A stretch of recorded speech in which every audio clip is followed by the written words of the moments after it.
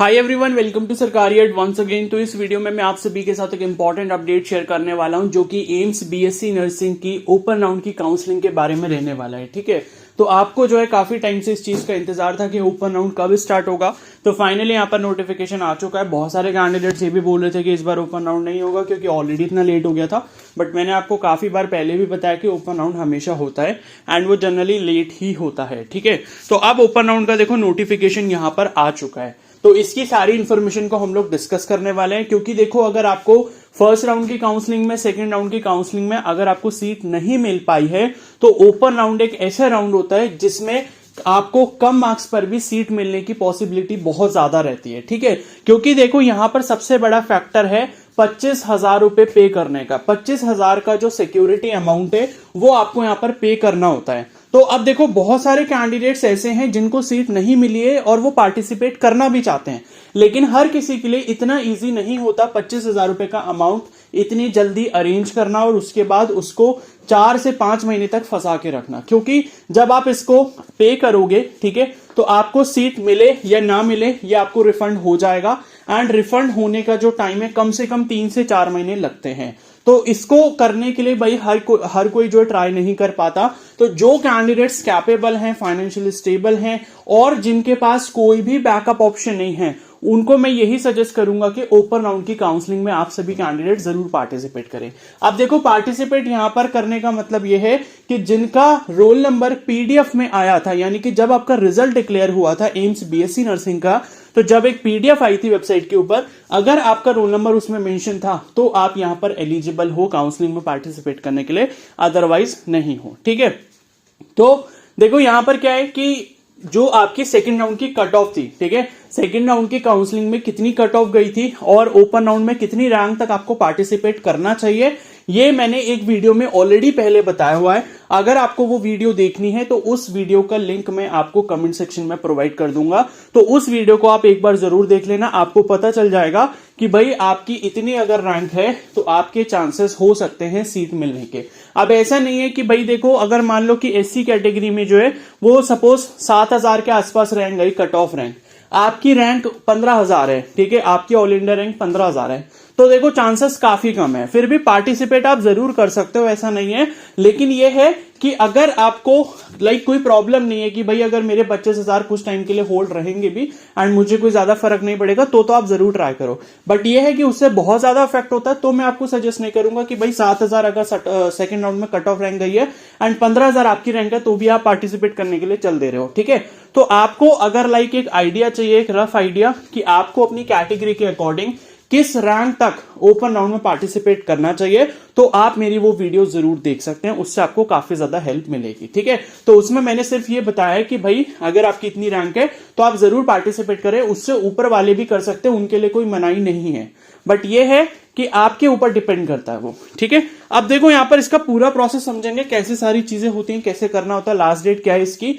और यहां पर एक और इंपॉर्टेंट चीज मैं आपको बता दूं कि सपोज अगर आप मेरी पर्सनल हेल्प लेना चाहते हो एम्स बीएससी नर्सिंग की ओपन राउंड की काउंसलिंग में, तो आप मेरे से पर्सनल मेंटरशिप ले सकते हो। पर्सनल मेंटरशिप ग्रुप में ऐड होने के जो चार्जेस हैं वो ₹297 हैं। ठीक है, तो 297 का अमाउंट पे करके आप मेरी पर्सनल हेल्प ले सकते हो, क्योंकि बहुत सारे कैंडिडेट्स को नहीं पता होता कैसे सारी चीजें करनी है, बट फिर भी मैं इस वीडियो में कंप्लीट करूंगा उसको।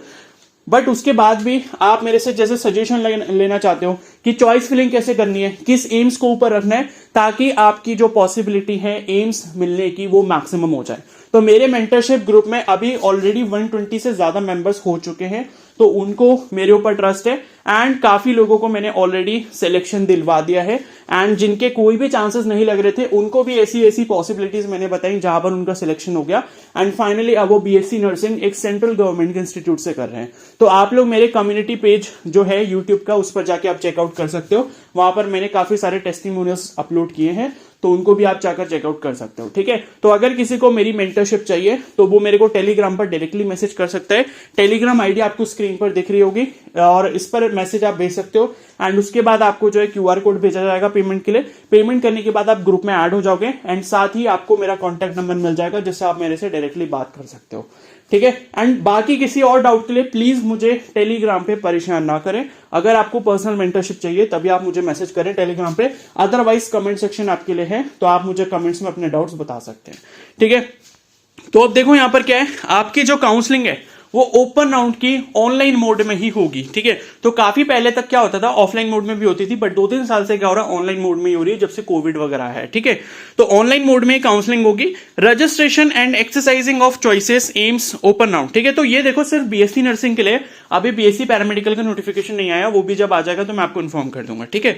तो 10 सितंबर से 14 सितंबर तक शाम को 5 बजे तक, तो आज यानी कि 10 सितंबर है, आज से आपका लगभग 11-12 बजे के बाद से आपका रजिस्ट्रेशन स्टार्ट हो जाएगा। आप अपनी चॉइस फिलिंग भी कर पाओगे और 14 सितंबर जो है इसकी लास्ट डेट है। तो देखो चॉइस फिलिंग सबसे इंपॉर्टेंट चीज है, यहाँ पर पेमेंट यहाँ पर सबसे इंपॉर्टेंट चीज है, क्योंकि पेमेंट फेल नहीं होना चाहिए, ठीक है। और चॉइस फिलिंग आपको कैसे करनी चाहिए वो सारे सजेशन आप मेरे से ले सकते हो मेरे पर्सनल मेंटरशिप में, ठीक है। तो अब यहां पर एक चीज मैं बता दूं कि देखो ये जो आपको रजिस्ट्रेशन वगैरह करना है 14 इसकी लास्ट डेट है, तो जितना जल्दी कर लो उतना ज्यादा अच्छा है।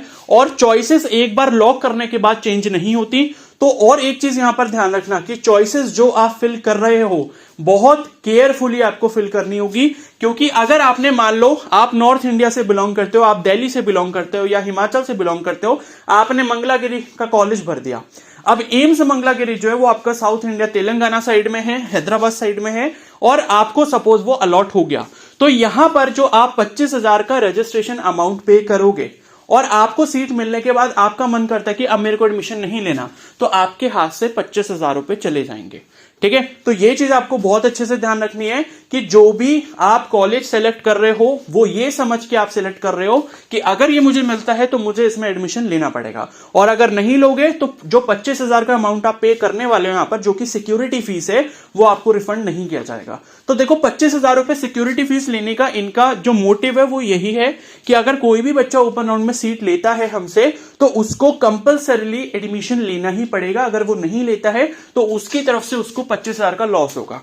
अब लॉस कैसे होगा देखो, क्योंकि 25,000 आपने पहले पे कर दिए तो वो रिफंड होंगे ही नहीं जब आप उनकी बात को, उनके रूल्स को नहीं मानोगे, ठीक है। तो आपको 25,000 तब रिफंड होंगे या तो आपको सीट मिल जाए और आप एडमिशन ले लो, या आपको सीट ना मिले। दोनों ही केसेस में आपको 25,000 रिफंड हो जाएंगे। अदरवाइज तीसरा जो केस है कि आपको सीट मिलती है लेकिन आप एडमिशन लेने नहीं जाते उस कॉलेज में ओरिजिनल डॉक्यूमेंट्स के साथ, तो आपके 25,000 रुपए आपको वापस नहीं मिलेंगे। इस चीज का बहुत अच्छे से ध्यान रखना, ठीक है। तो इसका जो रिजल्ट है वो आपका 19 तक आ जाएगा, 19 सितंबर तक। और देखो यहां पर एक और चीज लिखी है, एक्सेप्टेंस ऑफ रिजाइनेशन या सीट सरेंडर लेटर। देखो ये सीट सरेंडर लेटर क्या है, इसका मतलब ये है कि कोई अगर ऐसा कैंडिडेट है जिसको फर्स्ट या सेकंड राउंड में सीट ऑलरेडी मिल चुकी है, वो ऑलरेडी एम्स में पढ़ाई कर रहा है, इस साल उसका फर्स्ट या सेकंड राउंड की काउंसलिंग में एडमिशन हो गया था और BSc नर्सिंग की उसने पढ़ाई चालू कर दी है, लेकिन फिर भी उसका मन करता है कि मेरे को ओपन राउंड में पार्टिसिपेट करना है, क्या पता मुझे अच्छा कॉलेज मिल जाए, इस चीज को सोचकर, ठीक है। कोई फिर भी करना चाहता है, क्योंकि देखो जिसको फर्स्ट और सेकंड राउंड में सीट ऑलरेडी अलॉट हो चुकी है और जिसने एडमिशन ले लिया है वो ओपन राउंड में पार्टिसिपेट नहीं कर सकता। ओपन राउंड में सिर्फ वही पार्टिसिपेट कर सकता है या तो जिसको सीट नहीं मिली थी पहले दूसरे राउंड में, या फिर उसको सीट मिली थी लेकिन उसने एडमिशन नहीं लिया था। और तीसरा केस वही है कि अगर आप फिर भी लेना चाहते हो एडमिशन, आपको सीट मिल भी गई थी, आपने एडमिशन ले भी लिया, तो आपको अपनी सीट से रिजाइन देना होगा। और सीट रिजाइन देने की जो लास्ट डेट है वो भी 14 सितंबर रखी गई है। आपको अपने कॉलेज में जाके वो चीज पता करनी होगी कि मेरे को सीट रिजाइन करनी है, कैसे करना है। तो सीट रिजाइन करने के बाद आपके हाथ से वो वाली सीट चली जाएगी जिसमें आप अभी पढ़ाई कर रहे हो जिस कॉलेज में, और उसके बाद फिर आप ओपन राउंड के लिए एलिजिबल हो जाओगे, ठीक है। तो नेक्स्ट यहां पर आ जाते हैं। तो देखो प्रोसेस ऑफ काउंसलिंग यहां पर मैंने देखो ज्यादा कुछ नहीं है इसमें, आप लॉग इन करोगे अपने वही registration ID, password, RUC code, ठीक है, कैप्चा कोड, ये सबसे आप जो है लॉग इन करोगे।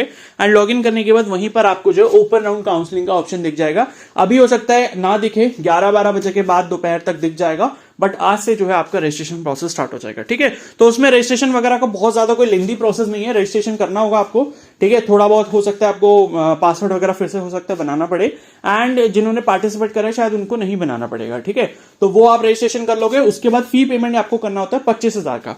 तो अब ये बात ध्यान से सुन लो कि 25,000 का जो फी पेमेंट करोगे, एक तो वो UPI से बिल्कुल भी मत करना, क्योंकि UPI में पैसे फंसने के बहुत ज्यादा चांसेस होते हैं, ठीक है।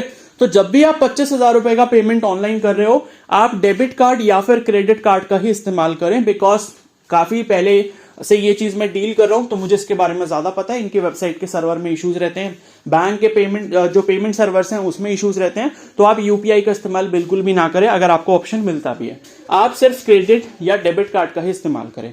दूसरी चीज इंपॉर्टेंट ये है कि आप किसी भी साइबर कैफे वाले से या फिर किसी अननोन पर्सन से ये 25,000 का पेमेंट बिल्कुल भी ना करवाएं, क्योंकि कुछ लोग ऐसा करते हैं कि भाई 25,000 कैश ले जाएंगे बैंक से निकाल के और उसके बाद जो है 200-250 रुपए जो है उसको देंगे साइबर कैफे वालों को कि भैया हमारा पेमेंट कर दो, आप हमसे कैश ले लो, आप अपने कार्ड से कर दो। तो ऐसी गलती आप भूल कर भी ना करें, क्योंकि बहुत सारे कैंडिडेट्स के साथ ये प्रॉब्लम ऑलरेडी पहले हुई है कि इनके तरफ से कोई भी ऑफिशियल नोटिफिकेशन नहीं आता कि आपकी पेमेंट वापस आ चुकी है। ठीक है, तो होता क्या है कि वो पेमेंट आपकी कभी भी आ जाती है 3 से 4 महीने के अंदर अंदर, बट उसकी कोई डेट कंफर्म नहीं होती, ना ही ये कोई ऑफिशियल नोटिस निकालते हैं। तो आपको ये पता ही नहीं लग पाएगा कि आपकी पेमेंट कब आनी थी। ठीक है, तो क्या होगा कि अगर वो साइबर कैफे वाले के अकाउंट में या किसी अननोन पर्सन के अकाउंट में आ गई और उसने वो पैसे हड़प लिए तो वो आपको नहीं मिल पाएंगे। तो इस चीज का ध्यान रखना कि आप जो पेमेंट करें अपने ही बैंक अकाउंट से करें। अगर आपका खुद का नहीं है तो आपका कोई क्लोज फ्रेंड है या फिर कोई रिलेटिव है, ठीक है, तो आप उनकी हेल्प ले सकते हैं, बट यह है कि किसी अननोन पर्सन से इसकी पेमेंट ना करवाएं। इस चीज को अपने ध्यान रखना है। ठीक है, तो ये यहीं पर लिखा है कि the candidates are required to deposit the amount of ₹25,000, ये 25,000 का अमाउंट करना होगा। और मैंने बता दिया कि भाई कॉलेज आप वही सेलेक्ट करें ये 25,000 पे करने के बाद जिसमें आपको सच में एडमिशन लेना है, क्योंकि फालतू कॉलेज अगर फिल करोगे और एडमिशन नहीं लिया तो ये 25,000 आपके हाथ से चले जाएंगे। ठीक है, और 25,000 ये रिफंडेबल होते हैं। किस केस में? या तो आपको सीट मिल जाए, आप एडमिशन ले लो, या आपको सीट मिले ही ना इस राउंड में, तो भी आपको 25,000 3 से 4 महीने के अंदर अंदर जो है वापस आपके सेम बैंक अकाउंट में आ जाएंगे। और ये भी ध्यान रखना कि जिस बैंक अकाउंट से आप पेमेंट कर रहे हो उसको बीच में बंद मत कर देना, क्योंकि अगर गलती से वो अकाउंट बंद कर दिया तो फिर ये पेमेंट फिर रिफंड नहीं होगी। ठीक है, तो इस चीज का ध्यान रखना। बाकी यही सारी चीजें यहां पर लिखी हैं। ये नोटिस जो है मैं अपने टेलीग्राम चैनल पर भेज दूंगा, उसका लिंक भी मैं कमेंट सेक्शन में दे दूंगा, उसको जाके एक बार थोड़ा सा और डिटेल में पढ़ लेना। बट जितनी भी इंपॉर्टेंट चीजें थी वो मैंने आपको यहां पर बता दी है।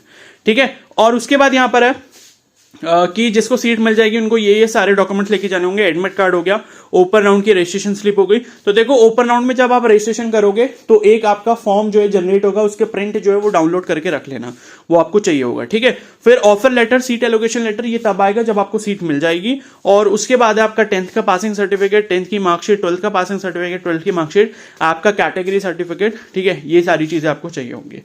तो आई होप ये सारी चीजें आपको समझ में आ गई होंगी। एंड बस इतना ही है। ठीक है ना, तो इतना ही आपको करना है। और उसके बाद है the claim to allocated seat by candidate subject to mandatory reporting and joining at respective institute by 25 September. तो ये है कि जब देखो आपको सीट अलॉट हो जाएगी उसके बाद जो आपको 25 सितंबर से पहले पहले एडमिशन ले लेना होगा। तो यही सारी चीजें, आई होप सारी चीजें आपको अच्छे से समझ आ गई हैं। एंड जितनी भी और बाकी अपडेट्स होंगे इसके, जब रिजल्ट वगैरह आ जाएगा तो मैं आपको फ्यूचर में इन्फॉर्म कर दूंगा। इसलिए आप चैनल को सब्सक्राइब जरूर कर लो एंड बेल आइकन को प्रेस कर लो। एंड अगर ये वीडियो आपको हेल्पफुल लगे तो प्लीज को जरूर लाइक कर देना। बाकी टेलीग्राम चैनल भी आप ज्वाइन कर लो, उसमें भी आपको सारे अपडेट्स मिलते रहेंगे। एंड जिसको भी मेरे पर्सनल मेंटरशिप को ज्वाइन करना है वो मेरे को टेलीग्राम पे मैसेज कर सकता है। उसको आईडी जो है मैंने वीडियो के स्टार्टिंग में ही मेंशन कर दी थी। ठीक है, so thank you and have a nice day.